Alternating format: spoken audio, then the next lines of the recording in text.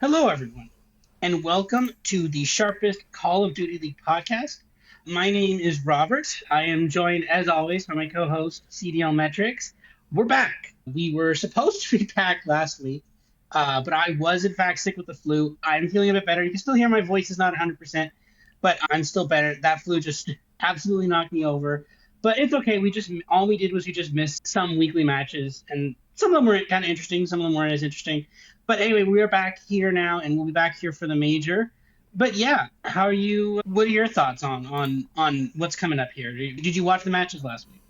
I did not. I'll be honest. There was way too much NFL Football? playoffs going on for Yeah. me to, yeah. But I did log all the box scores, updated my models, all that sort of stuff. So I am caught up to date on what happened. I just didn't see it. But it looked like we had some pretty interesting series. We had two separate 1 point hard point games. That was crazy. We only two of the 8 matches last weekend were sweeps. And I would say they were two that we didn't really expect to be sweeps. So a lot of other good series otherwise, it looks like. But yeah, excited to talk COD. I'm happy that you're feeling better, Robert. I was also sick over the Christmas break. It's just that time of the year. Hopefully everyone's staying healthy. And if you are sick right now, hopefully you get better soon. But yeah, we just got to keep chugging along here, get through these winter months, and then thankfully spring is close. But we'll get there when we get there. Yeah.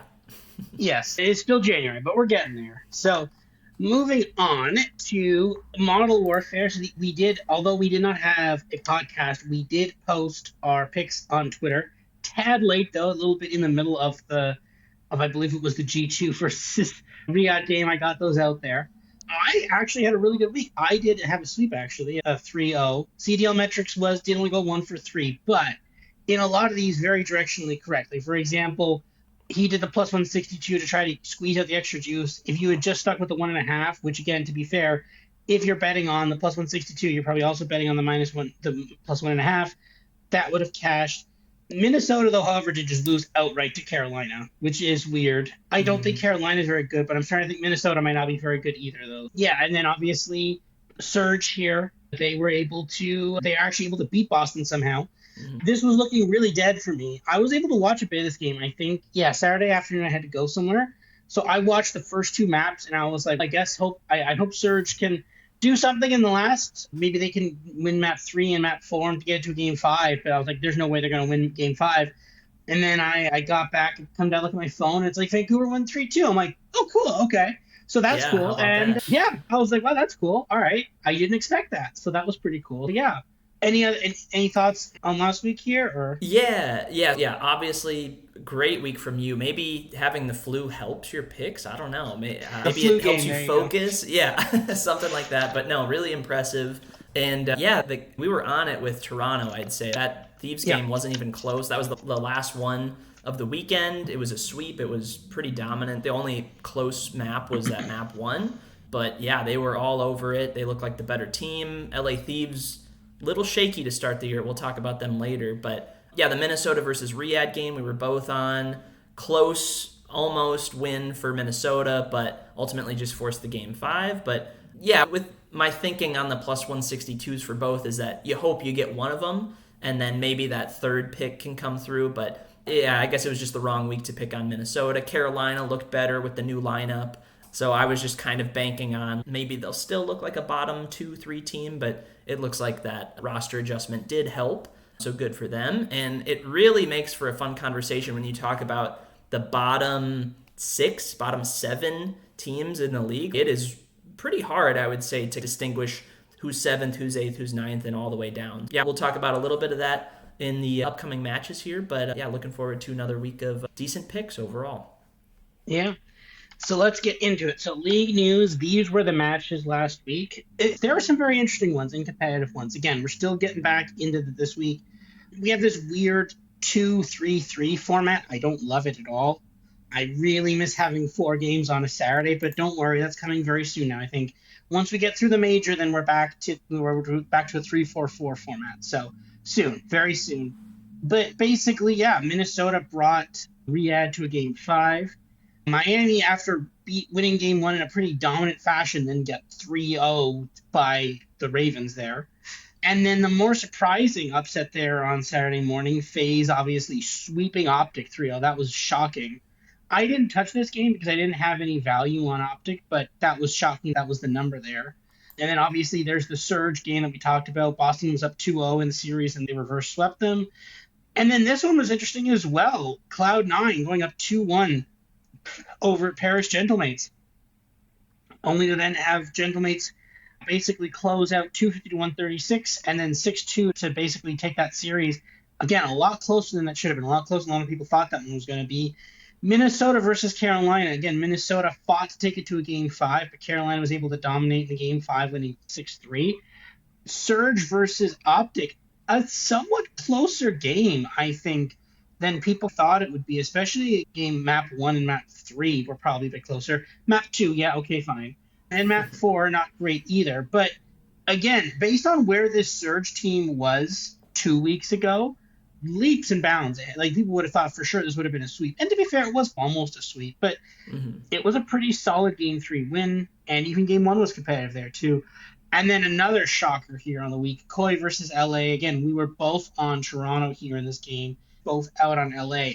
I thought Toronto could win. I thought Toronto would easily cover the plus 1.5, had a chance to win this. Didn't see a 3-0, didn't see a minus 2.5 coming in.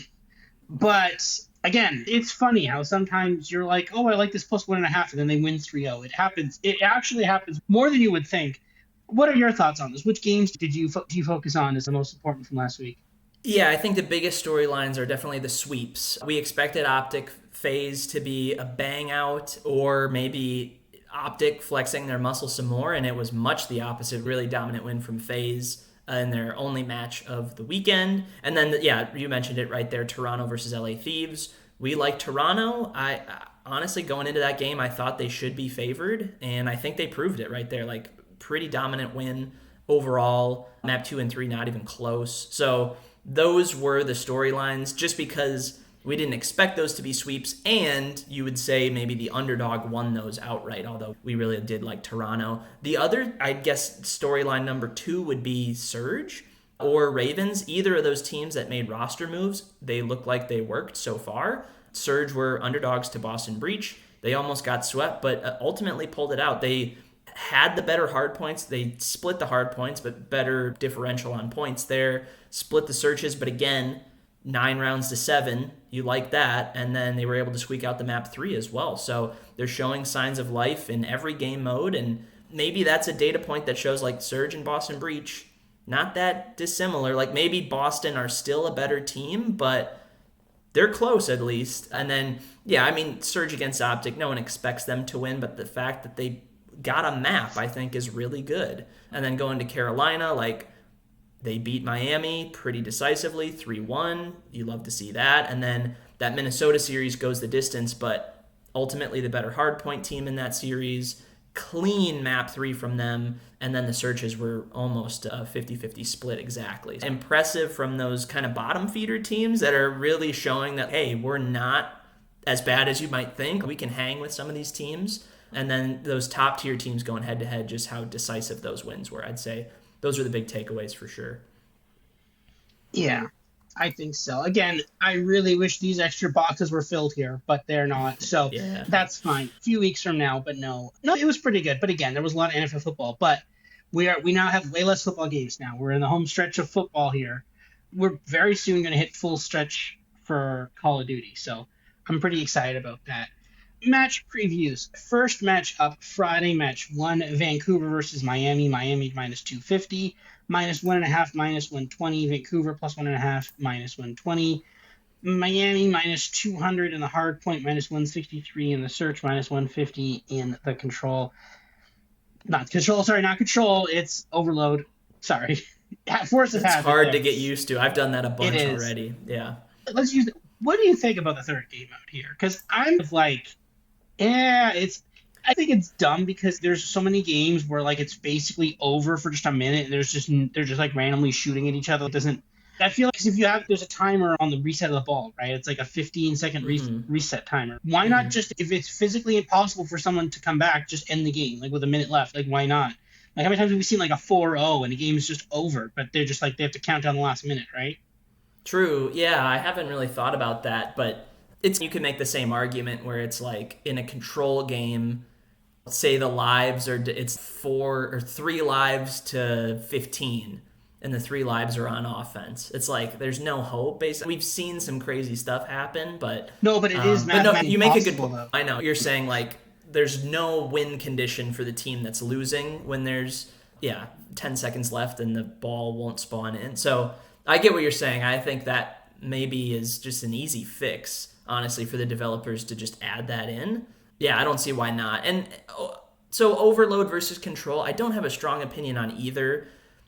To me, both are better than domination, which we had in season 1 of the CDL. Yes. That was horrible. But I think we're just gonna have this feeling of map threes for whatever it's gonna be. Like control, I think we got used to, and I didn't mind it as much as you, but there were still a lot of control games where you're like, like it's not very fun because defense is so dominant, or I guess you had some maps where it was the opposite and offense was easy. So that created this weird sort of dynamic on what side you wanted to start on or what side you wanted for round 5 and that whole thing. And it turned into team deathmatch at points, which this game can do that too. So I don't hate it. I think we need more time, but yeah, I just think map 3 overall is just kind of, it's okay. There's never going to be, or I shouldn't say there's never going to be a third game mode that's like awesome, because we've had like uplink and stuff way in the past, but it's just, yeah, I don't know. It's ho-hum for me. It's whatever, but it's not bad. Yeah. I'll say that. It's trying to be uplink, and I just don't understand why it just isn't uplink. Yeah. Like, no, I agree with that. Like, why can't it just be uplink? Just make it. What did Treyarch lose the dev files for uplink? Like, why can't you just make uplink? I don't understand. You could throw a grenade. Why can't you throw a ball? This is the thing. The mechanics still exist that way. I don't know. That's my take on it. I thought I would like it a lot. Like, I thought it would be like, oh, this is so much better than Control, but in my opinion, it's only like marginally better than Control. I haven't seen enough close games. I've seen a lot of like weird games where it's 4-0 or, oh, okay, this game is just over and one team just goes and sits on the ball and that's it. I've seen a lot of those. But I haven't really seen a game where it's like back and forth, and it seems relatively low scoring too. Like I think Uplink was better for that because you could just run through the ball, but here it's a lot more. It almost feels like trench warfare where you have to get everybody out of the point. Like, you have to advance a bit, and then they come at you, and then you have to beat them back, and then you have to advance again, and then they come at you again, and then if you beat them, then you score. It just feels like too much of that versus like with old Uplink and even capture the flag, you could sneak a win, you could sneak a game, like a point in there. But like here, you can't. There's no, oh, we're gonna sneak this ball in. No, you can't. So I feel like there was a better way they could have done this. I just feel just make it uplink. If it's not, it's clearly supposed trying to be uplink. Just let it be uplink. It isn't. It can be uplink. We can have uplink. But anyways, back to the match. Like Surge here. Surge is, for lack of a better word, surging here. They're doing pretty well. I was very impressed with them when they upset Boston. Now, I bet on them against Boston just because I don't think Boston is a good team. And then I bet on them against. I actually did bet on. I threw a little bit on the +2.5 against Optic. It was like plus money. So like and they were like surprisingly competitive in map 1 and 3 against Optic. So I definitely got, and I had cash, right? So I definitely got my money's worth there. But like Optic is so like Miami was. We thought they were like, okay, they're not going to be that great, and then they weren't great initially, but then they were all of a sudden good, and we're like, oh, that's right, of course Miami's good. They were good last year. But then last week, they really let us down by losing to a pretty subpar Carolina team. So, I don't know. I'm willing to give Vancouver another shot here. I'm willing to put something on Vancouver here, and maybe they could do something, right? Now that they don't have the Halo player who apparently was like, I don't know. Apparently, there were some issues with him, obviously, but like apparently the other people weren't happy with him being on the team. Now that he's off, this is at least a CDL team. Now, maybe the Halo player will come back at some point. I don't know, and he'll be better by then. But I don't hate this team. I don't know. We haven't seen the bottom of this team yet. Like we haven't seen the ceiling for this team yet. I think they're not a bad team. They're not a good team, but I don't think they're a bad team. And I just don't know where this Miami team is. It's so inconsistent week on week, right? Yeah, I'm willing to take a shot on Miami. On Vancouver. Give me the +1.5 -120. I think that's a very doable thing for Surge to take this to a map 5. Yeah, the more I think about it, the more I think I agree with you. I didn't really have a strong opinion on this game when we were making these slides for this podcast, but the more I'm thinking about it, the more I'm like, yeah, these prices still seem very far off. Like right now, my model, and I haven't published my numbers yet, I'll do that at Major 1 just because I want things to stew for a little longer. And this is the first year we've had overload, so I really want to make sure my numbers are decent for that. But Miami right now grade out as the 11th best team in the league, according to my numbers. And I think part of that is like they've had a pretty tough schedule so far through 4 games. They opened with Ultra and Optic and almost actually beat Optic. So like tough. They didn't win either of those series, but like they were very competitive in both, beat Cloud9, and then obviously that result to a Carolina team that maybe is better than what they showed for the first couple weeks. Miami being 11th, maybe that's correct, but again, I think it's more about like team 6 through 12, I think is really close. Like, I think I'd take, if you just ask me who wins the series, I'd still take Miami because I've seen it more from that team, but I wouldn't make them minus 250 to win. I'd maybe make them minus 150 to win, but that is a big discrepancy. I'm with you. I think if there's any value, it would be on the Surge team, and I would not be shocked at all if they win this outright or at least just make this a really competitive game. Because to me, like Miami, Boston, those are maybe in the same bucket of teams, and we just saw Surge go all the way with Boston and beat them. The more I think about it, the more I'm with you on this one. I agree with Surge for sure. Yeah, so I'm excited to play with Surge here and see what we can get from that. Next up, Riyadh versus Paris Gentlemates. Actually, one quick point I will point out. So for my numbers, for the other game, sorry, here, go back for a second. I actually have the plus 1.5 put at like a plus 105. So I actually have some slight negative value. But that being said, Vancouver is very clearly improving. Mm-hmm. So that's why I'm willing to make that bet. The model doesn't necessarily support it, but the model is probably lagging a bit behind on Vancouver. So I'm not too worried about that. I'm willing to take a bit of a gamble there. Back to this game. Riyadh versus Paris. Paris minus 450 on the money line, minus 1.5, minus 200, 350 in the hard point, 150 in the search, minus 275 in the overload. My model weirdly has Riyadh favored in this game. Wow. Okay. Yeah, I don't believe that. I don't understand fully why it does, but I have a feeling that maybe a play on Riyadh plus 1.5. Look, Paris was very competitive against a Cloud9 team that hasn't been particularly good, right? They needed to pull out all the stops to win at 3-2. Riyadh did beat a G2 team that is not horrible. They did go to 5. But Riyadh has been improving. This is not the same Falcons as of last year. This might be an actual team that could actually make champs this year. They clearly spent a lot of money, and I think that's the goal here, and I think they're well on their way for that. So I don't necessarily hate a play on Riyadh here. I just don't know how good this Paris Gentlemates team is. I think they're okay, but I don't think I'm worried they're maybe not amazing. What about you here? Are you worried about what you saw last week with them, or do you think that was just kind of like rust or something? No, I think Paris are legit. They have not lost a hard point this year. There was that one you mentioned to Cloud9 that was a 1-point win, so that very easily could go the other way, and Cloud9 could have won that series if it did. But you can make that argument like Map 2 or Map 3 could have flipped the other way for Paris. So I don't want to get too caught up in that. We saw Map 4 and Map 5. Paris were dominant in those to get it done, so not happy to see Paris go to a Map 5 against a team like Cloud9, but happy to see them like really close it out strong and prove that, we are the better team.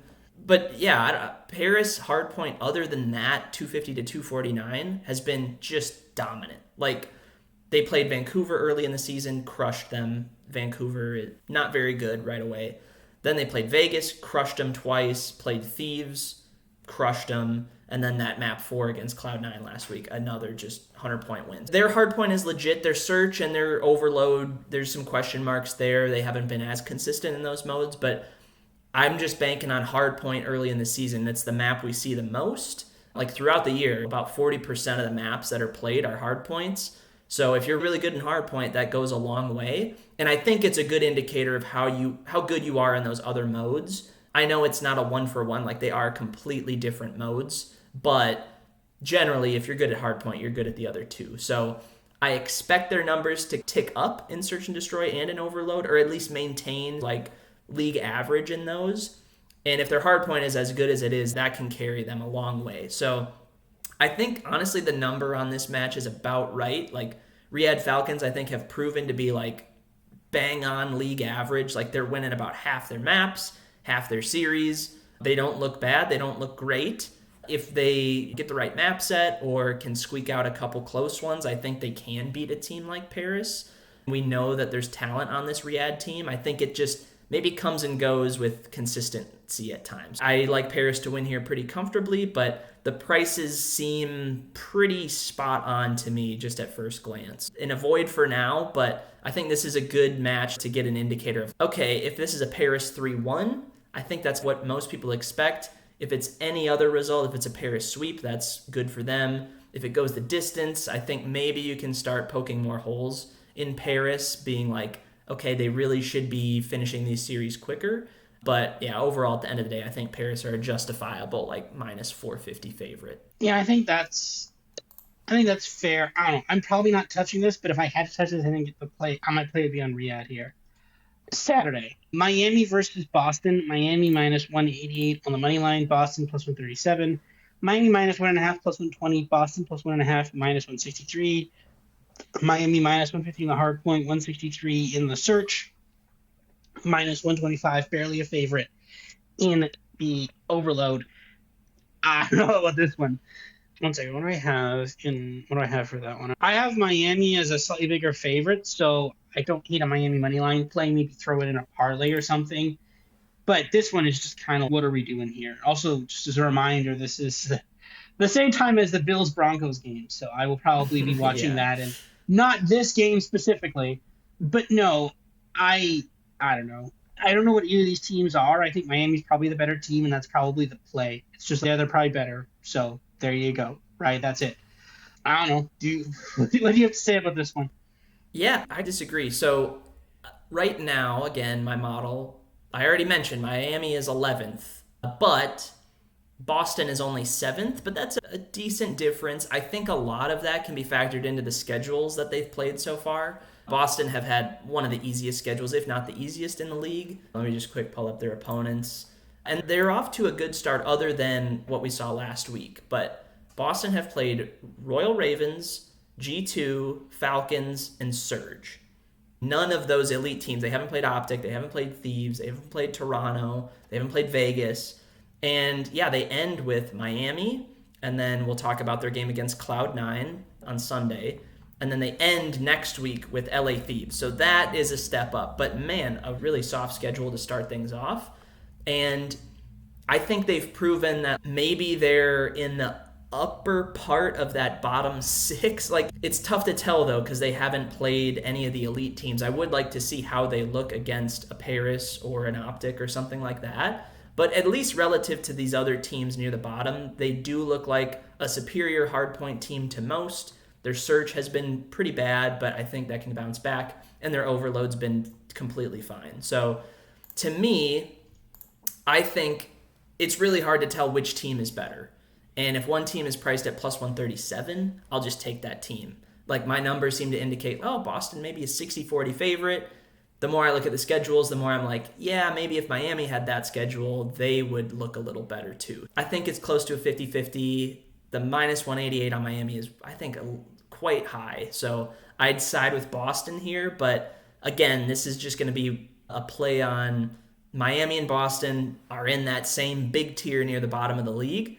I don't think either team is bad, but I think these teams are both in that mix for toward the end of the year. They're fighting for a champ spot, or they're in that, are they the 7, 8, 9, 10 seed, somewhere in there. So yeah, I guess I'll take Boston by default, but I don't love it. It feels coin flippy. I'll take plus 137 on a coin flip. Yeah. Okay. Match 2 on Saturday. Toronto versus Carolina. Toronto minus 350 on the money line. Carolina plus 250. Toronto minus 1.5, minus 150. Minus 188 the hard point. Minus 188 in the search. And minus 300 in the overload. Yeah, I think the -1.5 is pretty good value here. -150, that's not bad at all for a 3-1. Very doable here. This Toronto team is actually very good.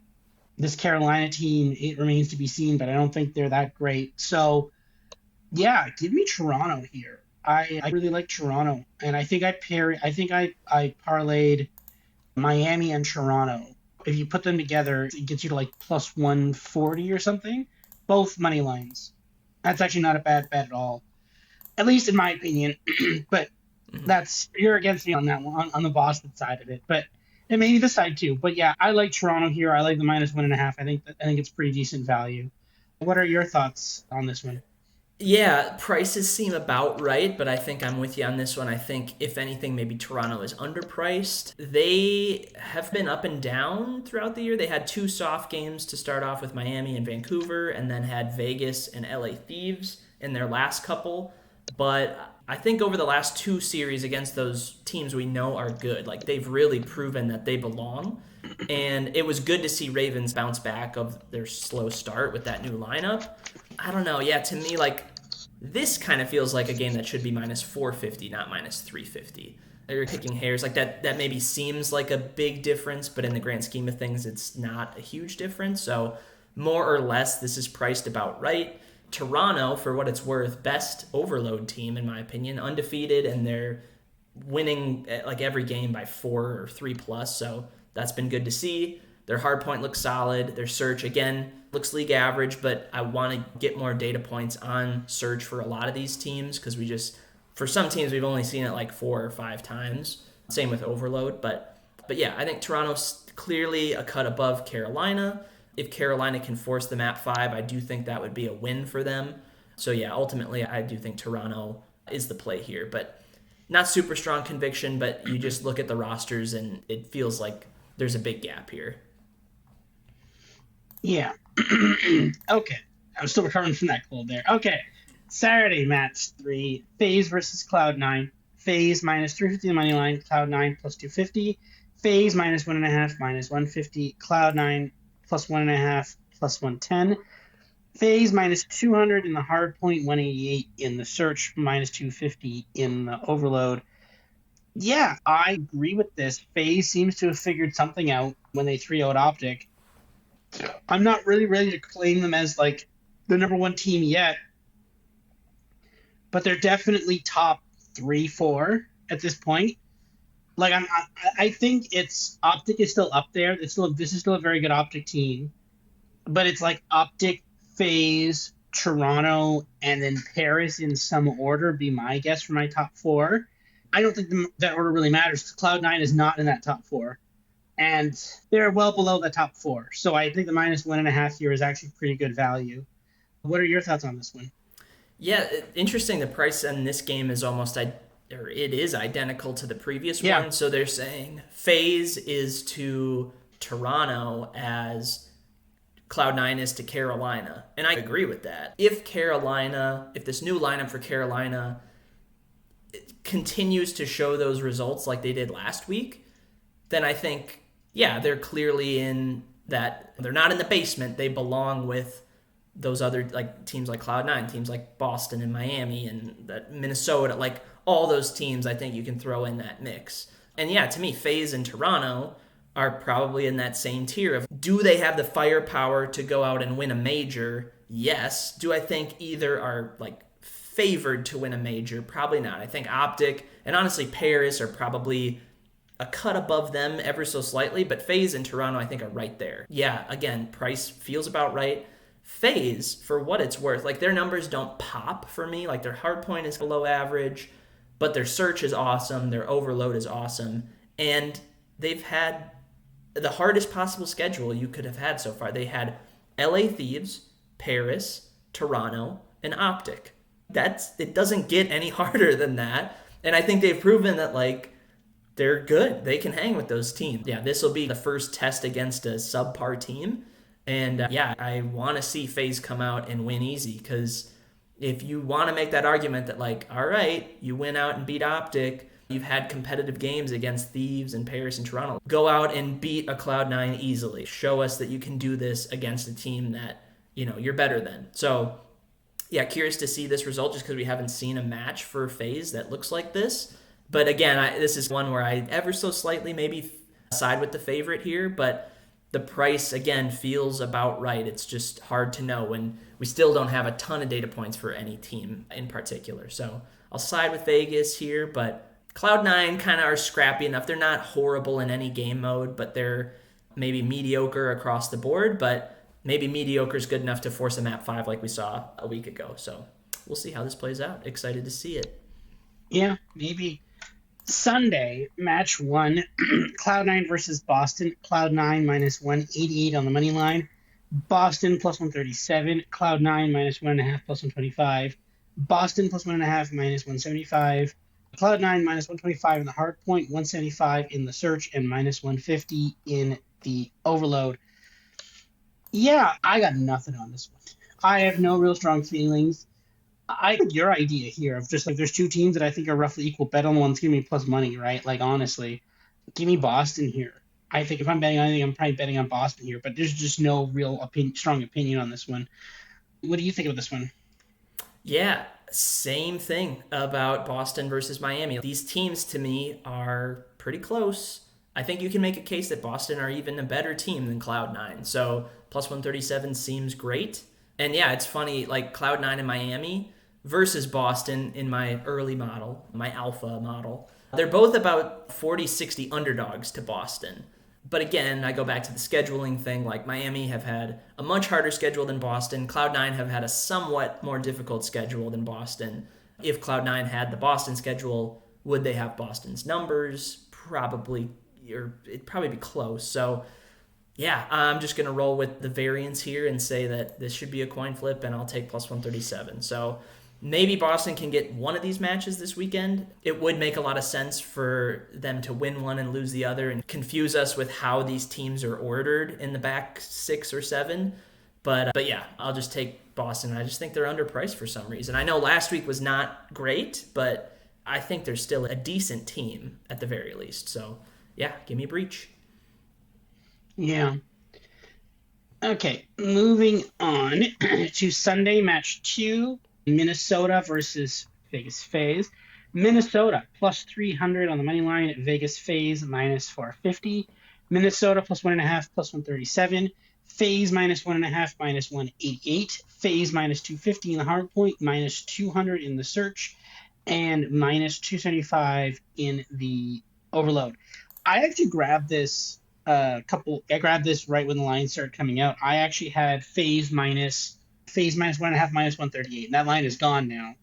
So I think at this point it's a little that value is gone. I don't hate the minus 1.5, but I liked it a lot better when it was minus 138. That's what I'll say on that. What are your thoughts on this one? Do you see any value here, or do you want to take Minnesota? I honestly just don't know what this Minnesota team is, right? Like at some point early in the season in those preseason tournaments, it looked like they could possibly be a contender here. But honestly, just since then, they just have not looked that way. Yeah, no, I agree. I think so. I was interested in the price movement on this as well. I checked all the matches earlier this morning and then just a couple hours before we recorded. This was the only match that moved at all, and it moved huge in favor of FaZe. And I think it makes sense because I looked at that initial line and I was like, I feel like FaZe should be bigger favorites, and sure enough, now they are. Minnesota, yeah, interesting team. They're 500 in hardpoint. They've played 10 hardpoints. They played 2 in each of the series they've played so far. So a lot of data points relative to the rest of the league.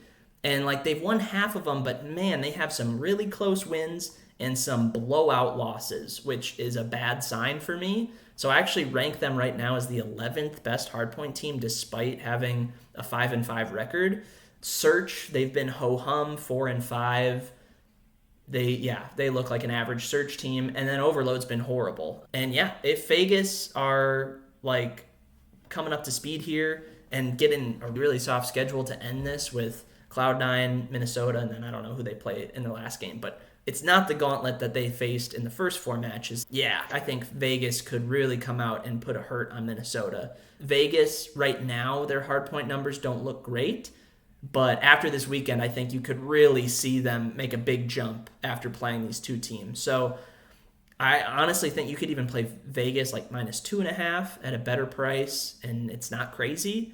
But yeah, it's just really hard to make a case for Minnesota other than, right, the classic, like maybe they get lucky and win a couple close search and destroys, and then maybe they have just enough in whatever their hardpoint map pick is to get over the hump in that game mode. Because they have shown that they can win close hard points, but it's just going to be harder to do against a team like FaZe. So, going to be tough, but yeah, it's hard to make a case for Minnesota at the end of the day.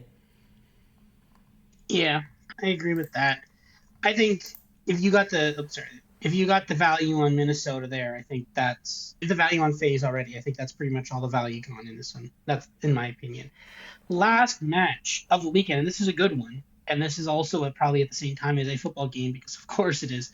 Oh, this is Sunday Night Football game between the Rams and the Bears. But Optic versus Thieves, supposedly a marquee matchup between two of the top teams.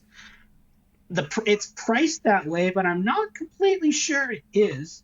Optic minus 200 money line, Thieves plus 150, Optic minus 1.5 plus 100, Thieves plus 1.5 minus 138, Optic minus 150 in the hard point, minus 138 in the search, and minus 200 in the overload.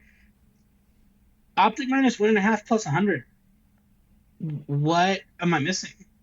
Like, this Thieves team is not.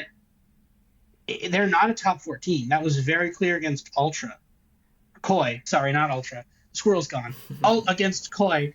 Yeah, my model has Optic as a massive favorite, like a 90-something% favorite. And I don't necessarily disagree with it. Thieves have not looked great in the last couple of weeks. They didn't look great initially right off the bat. They haven't looked amazing the last couple of weeks. This is not a top 4 team, and this is a top 4 team against a non-top 4 team. Why am I getting plus 100 for Optic to cover 3-1?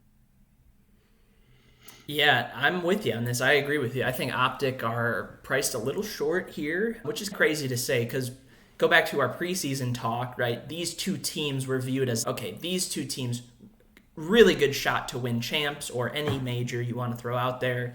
Then there was that tier right below them that kind of round out the top 5. That's Toronto and FaZe and Paris. But yeah, the more that we've watched Thieves, the more I think they probably are at the back end of this group of 5. Like, I don't think there's another team that would jump above Thieves to take that spot. I don't even know who you could argue is that 5th team if it's not Thieves. So it's tricky, but yeah, ultimately, like, I know we just saw Optic get swept by Vegas. I do think Vegas are improving rapidly, and it's not like we've seen enough from Optic now where it's like we know they are a very good team. That sort of result can happen. It did happen, but I think they can bounce back from that. Thieves, I will say they have had a hard schedule to date, much like Vegas, right? They've played FaZe, they've played Riyadh, that was their one easy one. They've played Paris, but that did not go well. Like, they got killed in that game. And then we just saw last week against Toronto, swept, not really that close in that one either. So not a good time to be playing poorly, especially when you have a game against Optic coming up.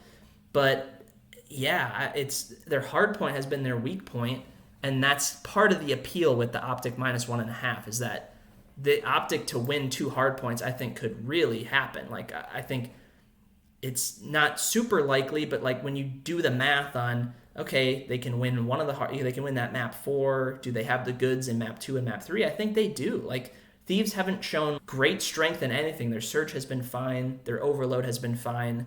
Optic have shown strength in those other game modes as well. So hard to make a case for Thieves here. Curious to see if the line moves a lot before Sunday, but I'm with you on Optic. Minus 1.5 at even seems pretty nice. Famous last words. It is. I will say there have been a lot of these Optic Thieves matchups that always seem like they're going to go one way, and then they never go that way. Usually it's been last couple of years, it's been the other way around, where usually it's like Optic is the favorite and we're betting on Thieves. But this seems different. Again, it's funny how in the CDL, like, everybody could go between being good and being bad. Okay, the good teams can go between being good and being bad. The bad teams just stay bad. But it's it's weird. This is one of the more volatile matchups in the CDL where anything can happen. But usually that's we think Optic is going to be bad and they're actually good. It's rarely we think Thieves is going to be good and they're actually bad. But I think this is a bit. I don't know. Something interesting is going to happen in this game. Maybe Thieves make the bounce back. I don't. I wouldn't bet on that though. I'd much rather bet on Optic having a dominant 3-1 than Thieves finding their footing here. Model Warfare. So the games we have this week, you're going full send on Boston there. I'll go through mine first here, though. I've got, yeah, as I mentioned, Vancouver plus 1.5 versus Miami, Optic minus 1.5 versus Thieves, and Toronto minus 1.5 versus Carolina. Yeah, I think a pretty good mix there of 3-1s and trying to make it more competitive. What are your picks for this week? Yeah, I mentioned of those Boston games, I feel are close to toss-ups, or I feel like you could even make a case that Boston should be the favorite in those. So pretty easy, plus 137 on the money line against both Miami and Cloud9. I do view Miami as maybe a slightly worse team than Cloud9, but it's pretty close. I think you could flip those if you wanted. And then I'm with you on the Optic thing. We just talked about it. Thieves just are very inconsistent. I know Optic lost in decisive fashion last week, but I just expect that they'll bounce back more than I expect Thieves will. I'm a little worried about Thieves. Optic, I'm not that worried about. Minus 1.5 at even seems pretty good to me. Yeah. So, anyways, that is it for us for this week. Next week is Major 1 Week 5, which I believe is the last week of Yep. qualifiers, right? Yep. Yes. Okay. Good. We will have a major, which coincidentally will also be the weekend of the Pro Bowl, so that's totally fine. I am okay with that. Yes.